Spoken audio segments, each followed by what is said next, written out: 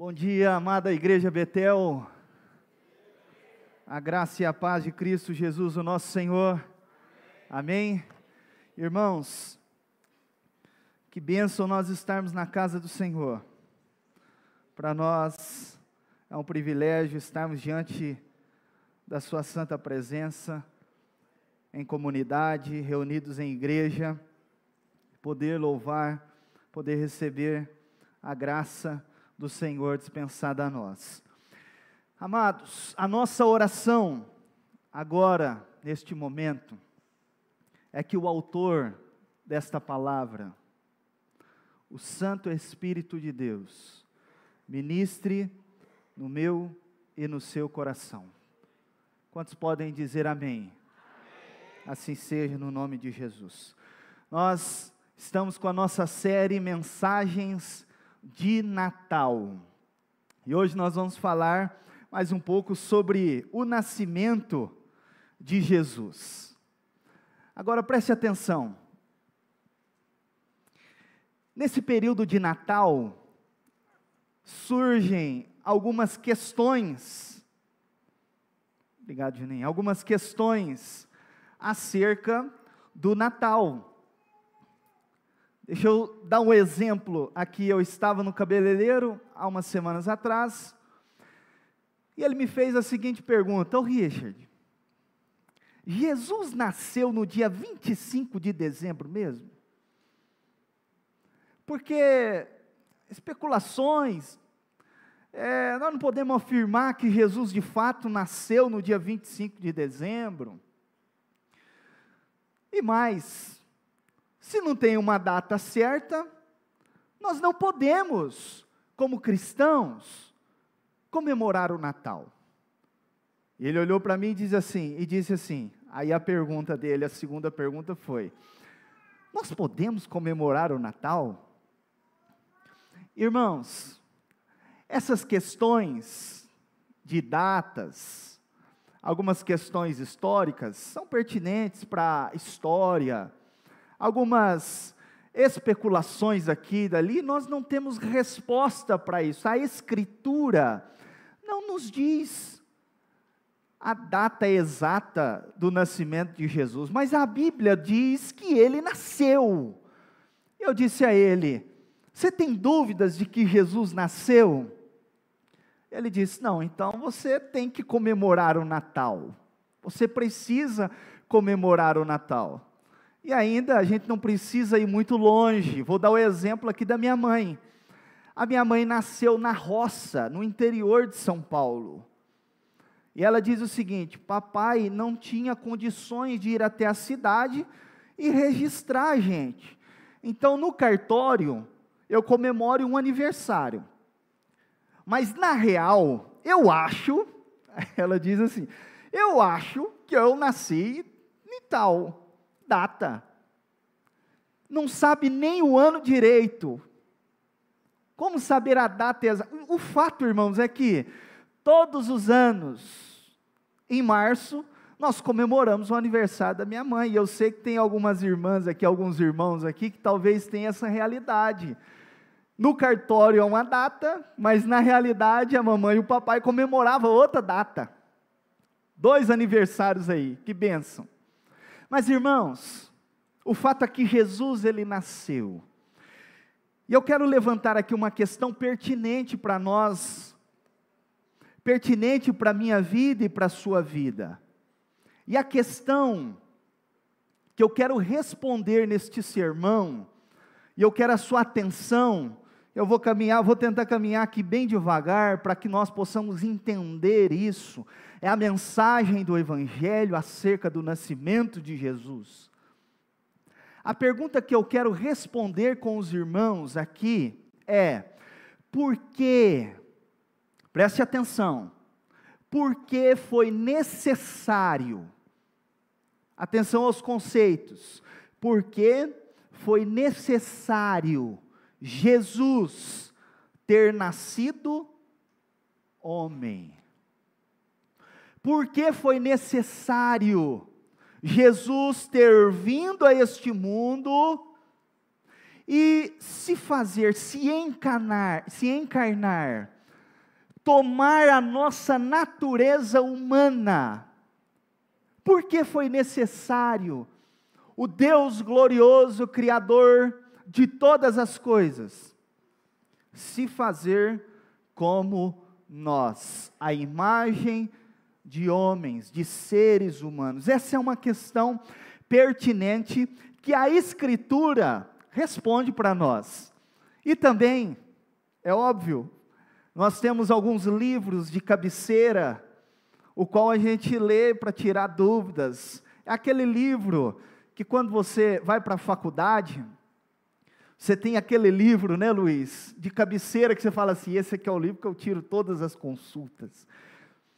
Como teólogos, como cristãos, como Igreja Presbiteriana Betel, nós temos símbolos de fé. E o Catecismo Maior, na pergunta 39, vai responder esta questão para nós, mas ele muda ali o conceito. Eu coloquei a pergunta aqui, por que foi necessário Jesus ter nascido homem? Porque nós estamos falando aqui acerca do nascimento de Jesus. A pergunta do Catecismo Maior, pergunta 39, vai dizer, por que foi necessário o mediador se fazer homem, o nosso mediador perfeito, Cristo Jesus? E aqui eu já quero deixar uma dica para aqueles que estão aí nas férias, a família reunida em volta da mesa de férias da escola bíblica dominical, de férias da escola. Eu quero que os irmãos estudem os catecismos. Nós temos o catecismo, os símbolos de fé da Igreja Presbiteriana são a Confissão de Fé de Westminster. Nós temos o Catecismo Maior, que é esse daqui, e nós temos o breve, o catecismo breve. E catecismo quer dizer ensino, de forma didática, aqui com perguntas e respostas e várias referências bíblicas. Nós temos ensinos preciosos aqui da palavra de Deus. É um tratado sistemático. Então eu quero aí as famílias, os jovens, adolescentes, tem também o breve, o catecismo maior para crianças, para estudarem aí durante as férias. Está aí uma tarefinha boa. Pastor, eu não tenho esses símbolos de fé, como que eu faço? Você pode ir aqui na biblioteca, ou melhor dizendo, na livraria da Igreja Betel, que fica aqui ao meu lado esquerdo. Você vai ver uns livrinhos pequenininhos assim escrito, símbolos de fé.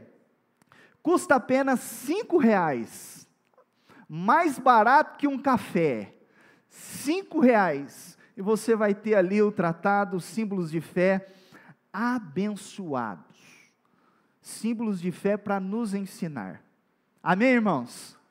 Dentro desses símbolos de fé, da pergunta 39 do Catecismo Maior, aqui os irmãos citam o texto de Gálatas, capítulo 4, verso 4, e eu quero discorrer com os irmãos, e já pedi que você abra a sua Bíblia, lá em Gálatas, depois aí de Coríntios, capítulo 4, nós leremos aí do verso 1 ao verso 7, esse é o texto base para nós respondermos esta questão, e é óbvio que existem diversos outros textos que falam, que respondem essa questão.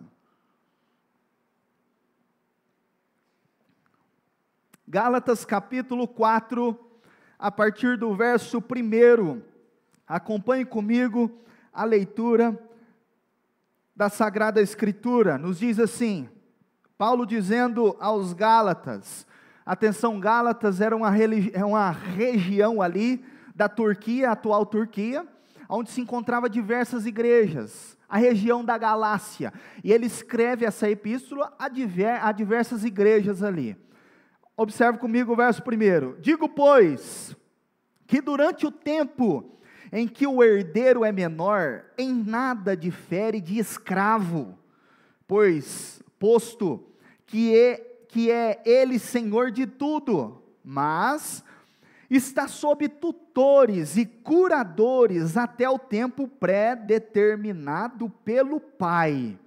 Assim, também nós, quando éramos menores, estávamos servilmente sujeitos aos rudimentos do mundo. Pausa aí, olha para mim aqui, Preste atenção, contexto da epístola aos Gálatas. Essas igrejas, irmãos, estavam retornando às práticas judaicas. Havia alguns judaizantes dentro dessas igrejas que estavam pregando que Cristo Jesus, Ele morreu pelos nossos pecados, mas nós precisamos ainda obedecer à lei. Nós precisamos ainda circuncidar as nossas crianças. Paulo está bravo aqui. Ele chega a dizer aos Gálatas aqui: ó Gálatas insensatos, será que eu perdi o meu tempo com vocês? Será que eu errei em pregar o verdadeiro evangelho? Vocês não compreenderam? Eles estão retornando aqui às práticas judaicas para obterem a salvação. Paulo escreve esta carta de 6 capítulos para exortar esses irmãos, para dizer: olha, nós fomos libertos pela graça em Cristo Jesus, agora vocês estão retornando à escravidão. Se você observar a carta aos Gálatas, o tempo todo ele está dizendo isso. Vocês estão retornando à escravidão. Ele faz aqui, a partir do verso 21, do capítulo 4, ele traz aqui uma alegoria acerca de Sara e Agar. Ele vai dizer: aqueles que estavam sobre a lei, sobre os rudimentos da lei, vêm aí dessa escrava Agar, mas nós não, nós viemos da promessa. E ele está dizendo aos Gálatas: não retornem à escravidão. Aqui no capítulo 4, que nós lemos aqui nesses 3 primeiros versos, Paulo está dizendo assim: olha, o herdeiro, ele sendo de menor, ele é como um escravo, ele não pode fazer nada. Aliás, ele precisa de tutores. Era assim, lá naquele período antigo da escritura aqui, os herdeiros andavam com tutores, andavam com guias, pessoas que cuidavam deles, não poderiam fazer nada, não poderiam usufruir, tomar decisões acerca da sua herança, pois eram de menores. Paulo está dizendo assim: semelhantes a escravos. Mas observe, irmãos, que no verso 3, ele começa a usar aqui verbos no passado, porque Paulo está dizendo aos Gálatas assim, preste atenção, ele está dizendo aos Gálatas assim: olha, aquele período de escravidão, aquele período que nós éramos de menores de idade, passou. Ele vai dizer no verso 3, assim também nós, quando éramos menores, nós estávamos servilmente sujeitos aos rudimentos do mundo. Ele está falando acerca do período da lei, do Antigo Testamento, antes da vinda e do nascimento de Jesus. Só que no verso 4, ele vai começar a desvendar, aqui ele vai revelar, é a revelação do Espírito Santo de Deus à igreja, acerca que este período de escravidão, de menor idade, se passou, porque o tempo da maioridade agora, da revelação de Cristo Jesus, do nascimento de Cristo Jesus, chegou.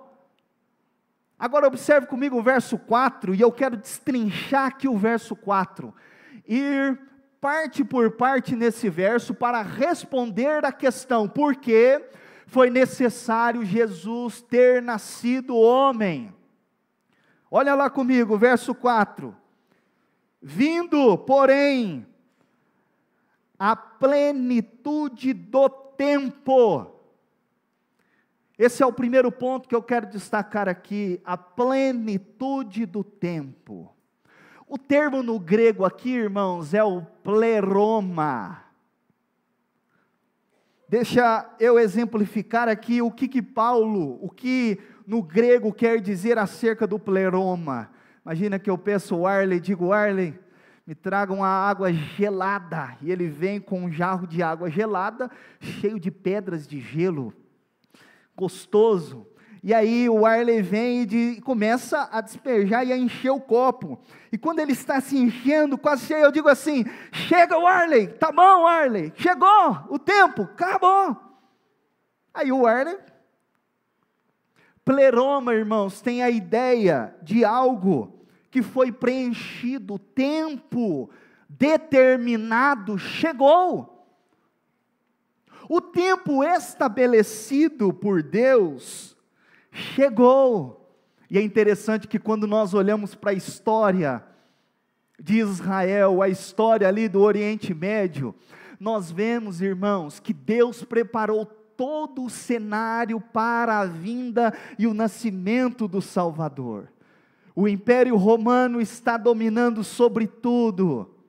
Há uma língua universal, o qual todos ali se comunicavam, facilitando a propagação do Evangelho. Não é à toa que foi mandado colocar lá na cruz o nome de Jesus, lá Rei dos Judeus, nas 3 línguas, hebraico, aramaico e grego. Grego era a língua universal. Nós vemos, irmãos, que o Senhor está preparando ali a vinda do Salvador no tempo exato. O Império Romano construiu estradas para facilitar ali o transporte, para facilitar a mobilidade das pessoas, facilitando as viagens de Paulo, a pregação do Evangelho. A Pax Romana, não tinha guerra nesse período. E tantas outras coisas, irmãos, as sinagogas, lugar onde que o Evangelho foi. Deus preparou tudo, irmãos. Deus é o Senhor da história. Ele preparou tudo para que o pleroma, a plenitude do tempo, o tempo determinado por Deus, chegasse, e chegou. É isso que Paulo está dizendo.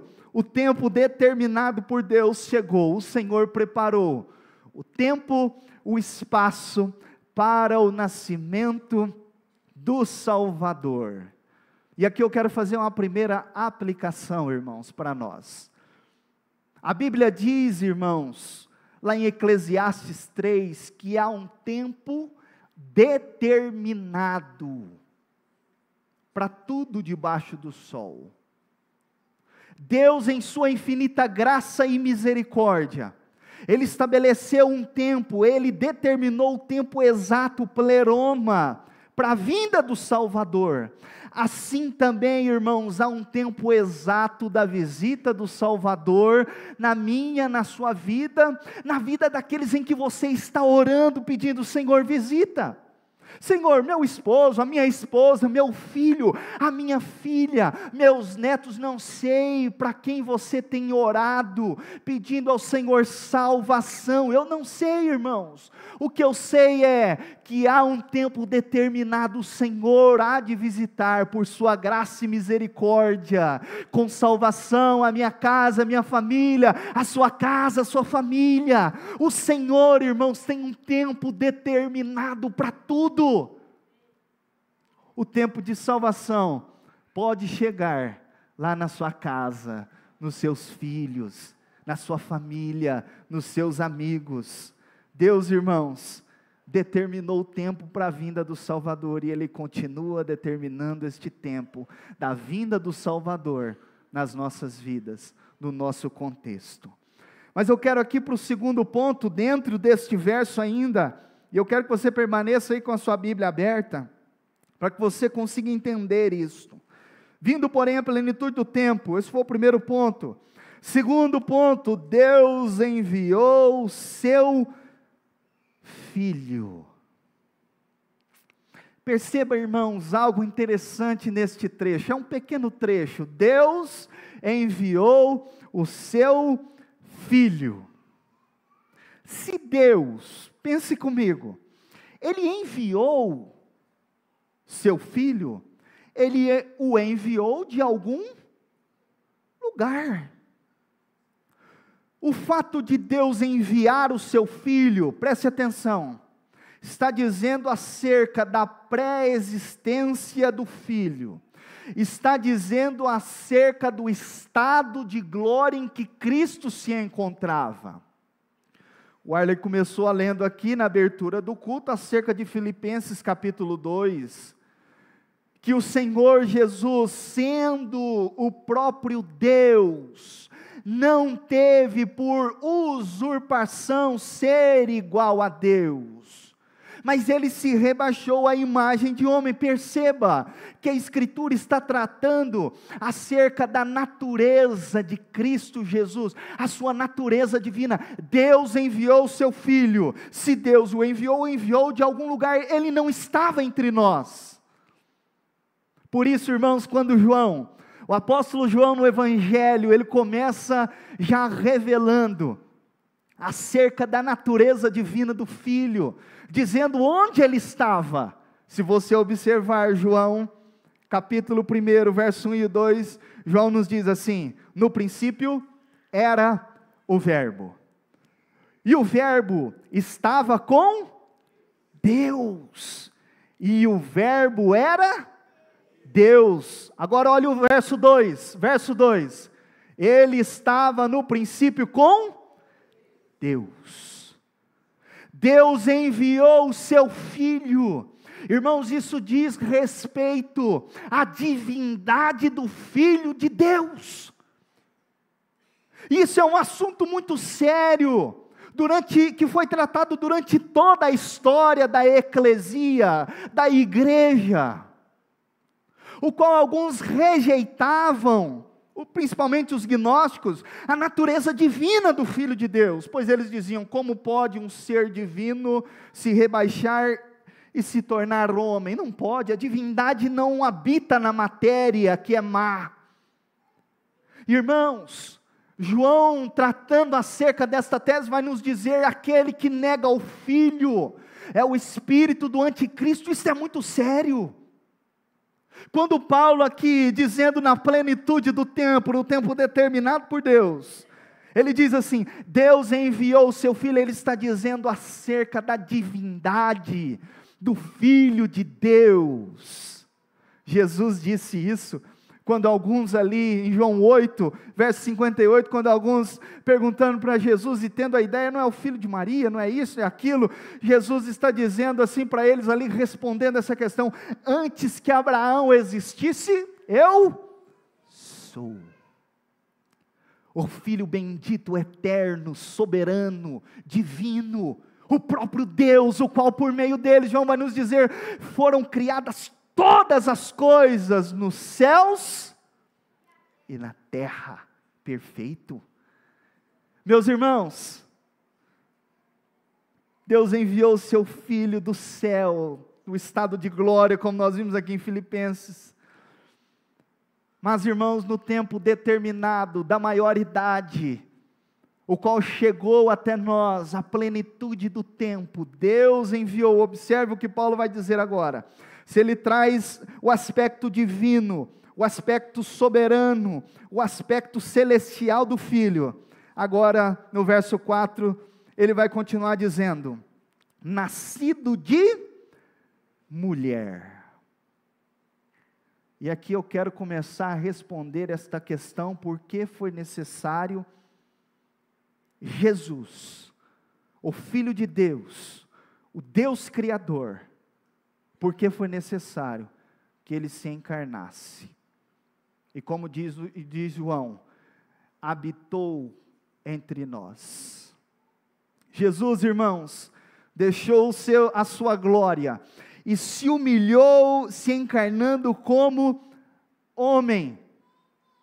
João vai nos dizer, João 1,14, e o Verbo se fez carne e habitou entre nós. É o que Paulo está dizendo aqui. Nascido de mulher, está dizendo acerca da encarnação do Filho de Deus. Agora, irmãos, preste atenção nisso. A Bíblia diz que o salário do pecado é a morte. Isso é importante nós entendermos. E aqui eu quero a sua atenção para respondermos esta questão tão importante para nós, que as Escrituras nos esclarece, nos ilumina e nos responde. A Bíblia menciona, Paulo vai dizer, em Romanos capítulo 5, acerca de 2 Adões. A palavra Adão, ou melhor dizendo, o nome Adão, Adams, quer dizer homem, humanidade. O nome Adams, do hebraico, está falando a respeito do homem carnal. E Paulo vai dizer, olha, em Romanos capítulo 5, o primeiro Adão, criatura de Deus, ele pecou. Lá atrás ele falhou. Ele quebrou com o pacto de obras lá do princípio. Por isso, a consequência do erro, da desaprovação de Adão, foi a morte, porque a lei de Deus, veja bem o termo que eu estou utilizando aqui, porque a lei de Deus lá no princípio, palavra de Deus, lei de Deus, lá no princípio dizia, não comas do fruto, porque o dia em que comeres, certamente morrerás. Essa é a lei foi quebrada. Adão desobedeceu, ele estava sobre uma provação, e ele foi desaprovado. Perceba isso, quem pecou foi o homem. Logo, irmãos, quem teria que pagar com o pecado, o preço do pecado com a morte, é o homem. Essa é a tese de Paulo em Romanos capítulo 5. Porém, irmãos, tem um problema aqui diante de nós. Nós temos um grande problema diante de nós. A nossa morte, veja bem, a nossa morte, a morte de qualquer ser humano na face desta terra, não poderia satisfazer a Deus. Por quê? Porque, irmãos, a oferta foi manchada, maculada pelo pecado. Se o homem, lá no princípio, pecou num estado de perfeição, logo, a oferta para satisfazer a Deus precisa ser perfeita. Essa é a tese que vai desenrolar em todo o Antigo Testamento. Para satisfazer a Deus, pega um animal, pode ser qualquer animal? Não pode ter defeito, não pode ter uma unha encravada, ele tem que ser perfeito, porque Deus é perfeito, porque Deus criou o primeiro Adão num estado de perfeição. Logo, a oferta a Deus, a morte a Deus precisa ser perfeita. Jesus, irmãos, foi necessário Jesus ter vindo, nascido de mulher, para ser a oferta perfeita. Porque, irmãos, nós, em hipótese alguma, poderíamos satisfazer a oferta a Deus. Por isso, irmãos, lá no proto-evangelho, lá em Gênesis, capítulo 3, verso 15, lá Deus já dá o evangelho, o princípio do evangelho, o broto do evangelho ali, quando ele diz assim, e porém inimizade entre ti e a mulher, e ele diz lá, olha, e o seu descendente, ele está falando assim, acerca da semente da mulher, aquele que nascerá de mulher, este te ferirá a cabeça, e tu lhe ferirás o calcanhar. Lá no princípio, Deus, irmãos, já arquitetou todo o plano de salvação. Deus, para satisfazer a oferta, Ele já estava ciente, não há um justo sequer, não há ninguém na terra que possa satisfazer esta oferta, logo eu vou fazer em que na plenitude do tempo venha, e este Salvador, este ente perfeito, esta oferta perfeita, nasça de mulher, porque o homem pecou, o homem precisa pagar, mas nós, irmãos, não poderíamos pagar esta dívida ao Senhor. Exemplificar isso de um modo prático para nós, imagine que você compra o carro mais caro do mundo, que você pagou milhões e milhões desse carro, e era tudo que você tinha, você gastou tudo que você tinha para comprar este bem, custou milhões e milhões, você foi lá, comprou. E aí você deu a primeira volta e logo chegou na garagem, encostou ali, deu uma raspada ali no portão. E aí você fala assim: nossa, me arrependi, vou devolver o carro, não quero mais saber dele. Já a primeira vez que eu estou colocando na garagem já me deu um monte de problema. Aí você leva ele na concessionária, você diz assim: ó, vim devolver o carro porque esse carro não me trouxe sorte não quero saber dele não. Aí o proprietário vai olhar e vai falar: mas aqui ó, está danificado, nós não recebemos nada danificado aqui, pegou perfeito, tem que entregar perfeito. Nós não poderíamos, irmãos, pagar esta oferta, porque nós fomos manchados pelo pecado. Agora, Cristo Jesus, nascido de mulher, tomou a nossa natureza. Por que Ele tomou a nossa natureza? Esse é o primeiro ponto. Porque, irmãos, nós não poderíamos ser a oferta agradável, a oferta perfeita ao Senhor. E aí Hebreus capítulo 10, verso 11 a 14 nos diz assim: ora, todo sacerdote se apresenta, dia após dia, a exercer o serviço sagrado e a oferecer muitas vezes os mesmos sacrifícios, presta atenção, que nunca, jamais podem remover pecados. Jesus, porém, tendo oferecido para sempre um único sacrifício pelos pecados, assentou-se à destra de Deus, aguardando daí em diante, até que os seus inimigos sejam postos por estrado dos seus pés, porque com uma única oferta, aperfeiçoou para sempre quantos estão sendo santificados. O Senhor é perfeito, exige oferta perfeita. Nós não poderíamos, irmãos, de forma alguma satisfazer esta oferta perfeita ao Senhor. Por isso Jesus, foi necessário Ele nascer de mulher, vir como homem, porque o homem pecou lá no princípio, e o homem tem que ser a oferta, mas não uma oferta imperfeita, uma oferta perfeita. E aí vem Jesus, nascido de mulher, sendo o homem, Ele toma a nossa natureza, irmãos, para ser a oferta aprazível, agradável, a oferta aceitável ao Senhor. Quantos estão entendendo aqui? Digam amém. Amém. Glória a Deus por isso. Cantamos aqui agora há pouco, a oferta pela culpa, Ele ofereceu, para satisfazer o Criador, Ele morreu, para que a sua culpa estivesse em nós, irmãos. Você tem noção do poder que há no nascimento de Jesus? E gente perguntando se a gente pode comemorar ou não.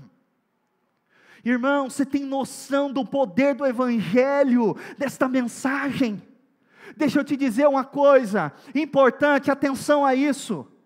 Nós estamos num contexto, irmãos, onde as pessoas acham que podem comprar a salvação. Eu vou fazer isso, eu vou fazer aquilo, eu vou pagar a penitência A, eu vou pagar a penitência B, para que Deus receba esta oferta. Irmãos, qualquer oferta que nós possamos dar ao Senhor, para recebermos a nossa salvação, será insuficiente. Irmãos, nós precisamos parar com esse negócio de chegar na beira do caixão de algumas pessoas e dizer assim: esse homem, essa mulher foi para o céu, olha o que bom que ele fez, olha só o quanto que ele entregou, o quanto que ele fez, o quanto que ela fez para as pessoas, uma pessoa muito boa. Irmãos, se Jesus não se entregasse como oferta agradável e aceitável a Deus, oferta perfeita, todos nós, toda a humanidade estaríamos agora no inferno. A sua morte não seria suficiente para satisfazer a Deus, não! Ninguém, irmãos, poderia dizer: Senhor, eu vou entregar a minha vida pelo meu filho aqui. Não é suficiente oferta manchada, imperfeita. A salvação, irmãos, nunca foi por obras. Não há nada, irmãos, minha irmã, que você possa fazer para se salvar, nada. Você pode se isolar da sociedade, viver como uma cristão, isolado da sociedade, procurando o tempo todo não pecar contra o Senhor. Não é suficiente. E hoje nós estamos no período do Natal, em que o Espírito natalino, ele ressuscita, e as pessoas começam a ficar boas, as pessoas começam a dizer, puxa, a bondade, isso e aquilo. Paulo vai nos dizer, não há um justo sequer. Isaías, irmãos, vai nos dizer, Isaías 64, verso 6, mas todos nós somos como imundos. Não há nada que você possa fazer, entregar a Deus, não há nada que você possa entregar a Deus, para satisfazê-lo, nada. Paulo pergunta isso em Romanos, quem deu a ele primeiro, para que seja recompensado? E ele responde, porque dele, por ele e para ele, são todas as coisas. Cristo Jesus nasceu, vindo de mulher, na plenitude do tempo, irmãos, para ser a oferta perfeita, aceitável a Deus. Mas eu quero encerrar com o último ponto. Observe comigo aí no finalzinho do verso 4, finalzinho do verso 4. Porque foi necessário Jesus ter nascido homem, nascido de mulher. Agora veja o finalzinho. Nascido sob... Perfeito, gostei de você. Pulmão bom, menino. Vamos lá mais uma vez. Nascido sob a lei. Isso é algo importante, irmãos, para nós. Isso aqui é algo importantíssimo para nós. Jesus não nasceu de qualquer forma, ele nasceu sob a lei. Por quê, irmãos? Porque era necessário que todo homem, que toda criatura viesse a cumprir a lei de Deus. Perceba, lá no princípio, o homem estava sobre uma lei. Ali ele estava no pacto de obras. Se ele tivesse obedecido ao Senhor, ele teria um destino diferente do que ele teve. Ele quebrou a lei de Deus. Para que ele recebesse a vida eterna, a recompensa, ele teria que ser aprovado. Logo, o primeiro Adão foi desaprovado, ele desobedeceu. Ele tinha que cumprir a lei de Deus. Irmãos, isso não mudou. Nós precisamos cumprir a lei de Deus. Agora, irmãos, a pergunta que eu faço é: há alguém no mundo capaz de cumprir toda a lei de Deus?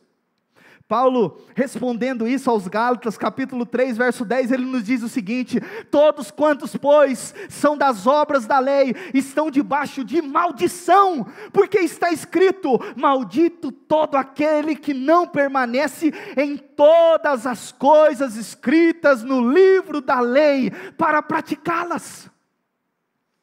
Quer viver sobre a lei? Cumpre toda a lei. Irmãos, não há um homem, uma mulher, alguém no mundo, não há ninguém no mundo que possa cumprir toda a lei de Deus. Nós brasileiros aqui temos uma mega da Constituição, com diversas leis. Nós vira e mexe, nós estamos quebrando a lei da Constituição brasileira. Nós, vira e mexe, estamos quebrando o Código de Trânsito brasileiro. O que dirá a lei do Senhor, irmãos? Quando nós pegamos só os 10 mandamentos, aquilo ali já nos choca.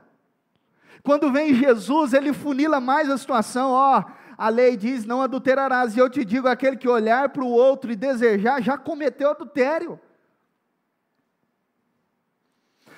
Mais uma vez, irmãos, Isaías 64, 6, todos nós somos como imundo, e todas as nossas justiças são como o trapo da imundícia.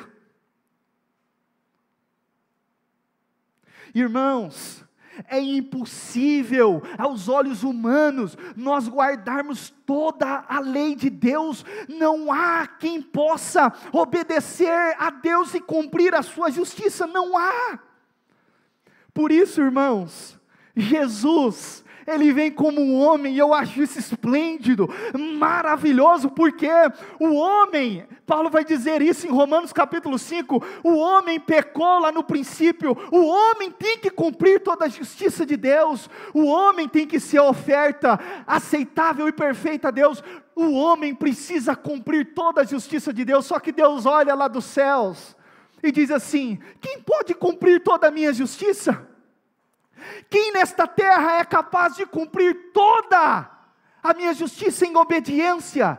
Não há, irmãos, um sequer. Por isso, nós vemos, irmãos, a obra de Cristo Jesus vindo como homem. Romanos capítulo 5, verso 18 e 19, diz assim: pois assim como por uma só ofensa veio o juízo sobre todos os homens para a condenação, assim também, por um só ato de justiça, pelo cumprimento de toda a justiça, veio a graça sobre todos os homens, para a justificação que dá a vida, porque como pela desobediência, desaprovação de um só homem, muitos se tornaram pecadores, assim também, por meio da obediência, do cumprimento da justiça de Deus, de um só homem, Cristo Jesus, muitos se tornarão justos. Glória a Deus por isso, meus irmãos. Nós não podemos cumprir toda a lei de Deus, mas Jesus vem como homem, Ele se encarnou, tomou o nosso lugar e cumpriu toda a justiça de Deus. Lucas capítulo 24, verso 44 nos diz o seguinte: são estas as palavras que vos falei, estando ainda convosco, importava se cumprisse tudo o que de mim está escrito na lei de Moisés, nos profetas e nos salmos. Vimos aqui a encenação da cantata do musical de Natal, o Arlen encenando aqui João Batista, o Pedro encenando Jesus. Chega Jesus até João Batista e diz assim: me batiza. João diz para ele assim: não, que eu que tenho que ser batizado por você, mestre, você vem a mim para ser batizado. Jesus diz para ele o quê? Faça assim, para que se cumpre toda a justiça de Deus. Eu vim como homem, João Batista, para cumprir toda a justiça de Deus. Eu vim como homem, agora me fazendo como pecador, como malfeitor, em prol dos homens, para cumprir a justiça de Deus. Meus irmãos, esse é o significado do nascimento de Jesus, esse é o poder do nascimento de Jesus. Preste atenção, toda religião no mundo promete salvação para aqueles que cumprem toda a sua lei e os seus preceitos. Há religiões no Brasil que dizem o seguinte: se você for uma pessoa boa, se você fazer caridade, fazer isso e aquilo, você vai para um lugar bom, vai receber a salvação. Porém, se não der certo, que é o que acontece com todos nós, você precisa voltar a este mundo, você precisa se encarnar de novo, para que até que um dia você cumpra toda a justiça da religião que o homem criou, e os preceitos e as leis que os próprios homens colocaram para aquilo. Irmãos, toda religião exige obras, e toda religião nos mostra que o homem, ele é incapaz de cumprir todos os preceitos das suas próprias religiões. Nós vemos o tempo todo os homens querendo apaziguar a ira dos deuses. Nós vemos na religião indígena, eles tentando cumprir com os mandamentos dos seus ancestrais, mas eles erram, e aí eles precisam apanhar alguma oferta, para que os seus ancestrais sejam servidos através desta oferta, porque eles erraram. Irmãos, a religião em si nos mostra que o homem, ele é incapaz de cumprir todos os preceitos da sua religião, criado por eles mesmos. A religião, irmãos, nos mostra que nós precisamos urgente de um Salvador, porque ninguém pode cumprir toda a justiça, de religião qualquer que seja, ninguém poderia cumprir a justiça de Deus, mas Cristo Jesus, irmãos, esse é o diferencial e o poder do Evangelho. O Evangelho diz assim: para receber a salvação você precisa fazer obras, cumprir com a justiça de Deus, mas o Evangelho diz assim: não há ninguém no mundo que possa cumprir com a justiça de Deus. Por isso, irmãos, lá no princípio, Deus diz: olha, eu vou enviar a semente da mulher, aquele que vai ser gerado pelo Espírito Santo, semente do Espírito Santo. Ele vai vir, o ente santo, perfeito, e ele vai vir para cumprir toda essa justiça, aquilo que Adão, o primeiro Adão não pode fazer, o segundo Adão, como Paulo nos diz, ele vem perfeitamente e ele cumpre toda a justiça de Deus. Eu finalizo, já peço para os meninos vir aqui, vamos cantar mais uma vez a oferta perfeita de Cristo Jesus. Preste atenção, eu finalizo aqui, porque foi necessário Jesus ter nascido como homem, primeiro, para ser a oferta perfeita a Deus pelos nossos pecados, segundo, para cumprir toda a justiça de Deus. Paulo continua no verso 5, nascido sob a lei, para resgatar os que estavam sob a lei, a fim de que recebemos a adoção de filhos. Irmãos, eu finalizo dizendo para nós aqui hoje, a tese de Paulo aos Gálatas é: saiam da escravidão, da justificação pelas obras, e venham para a justificação da graça pela fé. Aqueles crentes dos Gálatas, eles achavam que poderiam se justificar pelas suas próprias obras. Irmãos, não há um ato de justiça sequer que você possa fazer, que possa satisfazer a justiça de Deus. Ninguém aqui poderia satisfazer a justiça de Deus pelas suas boas obras. Irmãos, pare de querer se justificar pelas suas obras. Vou dizer algo aqui, sério para nós. Tem gente ainda que está na lei da justificação pelas obras. Quando peca, vem na mente: meu Deus, perdi a minha salvação, e agora? Ei, não está sobre aquilo que você faz, não está pelo seu proceder, mas pela obra de Cristo. E alguém vai me dizer: mas pastor, aí a mensagem é muito fácil, então eu posso fazer o que eu quiser? Não! Aqueles que foram justificados, também foram santificados, e lutarão para viver uma luta de santidade na presença de Deus. Pequei, Senhor, e me arrependo, pequei, Senhor, e me derramo diante do Senhor, mas eu tenho convicção, que não é por aquilo que eu faço, é pelo sangue derramado na cruz. O Senhor me purificou de todo o pecado. Cristo Jesus, irmãos, cumpriu toda a justiça de Deus. Talvez você entrou aqui dizendo assim: eu faço as aplicações finais, eu quero mudar, eu estou lutando para mudar. Sabe por que você não muda? Porque você confia nas suas obras. Tem gente que vira para a esposa, vou dar exemplo dos homens aqui, depois de vários problemas, quase separaram o casamento, aí um vira para o outro e diz assim: eu vou mudar. Passa um tempo, nada muda. Sabe por quê, irmãos? Está confiando nas suas obras. A esposa nervosa, briguenta, e ali e tal, e aí o esposo fala: não aguento mais, vou sair de casa. Aí ela vira para ele e diz assim: meu bem, eu vou mudar, me perdoa, ou então me desculpa. Nada muda, irmão, sabe por quê? Nós estamos confiando nas nossas obras. Meu filho, algumas mães e pais viram para vocês e dizem assim: meu filho, muda de vida. O pai e a mãe não aguentam mais isso. e investe nisso, investe naquilo, e faz isso e faz aquilo, e nada muda. Sabe por quê?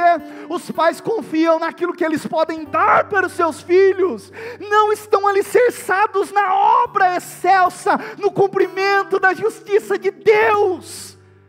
E eu grito mesmo, irmãos, porque eu quero que você entenda isso. Eu quero que você saia daqui transformado por Cristo Jesus. Eu quero que você saia daqui com o seu coração cheio de fé, sabendo, não é pela minha justiça, não é pelas minhas obras, é por aquilo que Cristo fez por mim. Seu filho só vai ser transformado a partir do momento, irmãos, que ele entrar por esta obra perfeita, a obra de Cristo Jesus. Ele se fez perfeito, homem, por nós, para ser a oferta aceitável a Deus, porque Jesus teve que nascer como homem, porque Ele era o único, Ele é o único que pôde, que poderia e que cumpriu toda a justiça de Deus. Eu encerro te fazendo uma pergunta: você crê? Você crê? Então para de dar cabeçada achando que você vai se justificar pelas suas boas obras, e confie na oferta aceitável, perfeita de Cristo Jesus a Deus pelos nossos pecados, e creia e descanse, porque Cristo Jesus cumpriu toda a justiça de Deus. Em pé vamos cantar ao Senhor.